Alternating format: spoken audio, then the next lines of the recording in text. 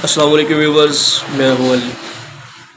इमरान खान साहब संगे मरमर का तराशा हुआ एक ऐसा मुजस्मा है कि जिसमें आंखें भी हैं, फिफरे भी हैं और आंतें भी हैं, लेकिन दिल नहीं है।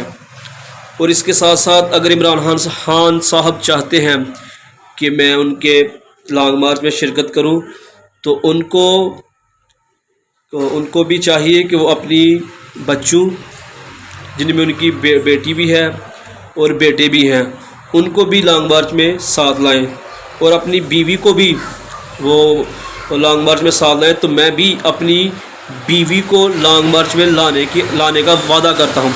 ये मेरा कहना नहीं था, बल्कि किसका कहना था, आइए आपको दिखाता हूं। एक वो संगे मरमर का कुछ खूबसूरत मुजस्मा है, वो खूबसूरत मुजस्मा इमरान खान के, जिसके पेट है, जिसकी अंतड़ियां हैं, जिसके गुर्दे हैं, जिसके फेफड़े हैं, जिसके पूरे हैं, दिल नहीं है उसके अंदर।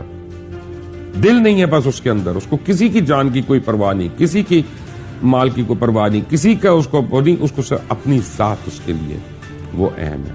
अपने बच्चों को लाए इस लॉन्ग मार्च में, फिर मैं भी आऊंगा।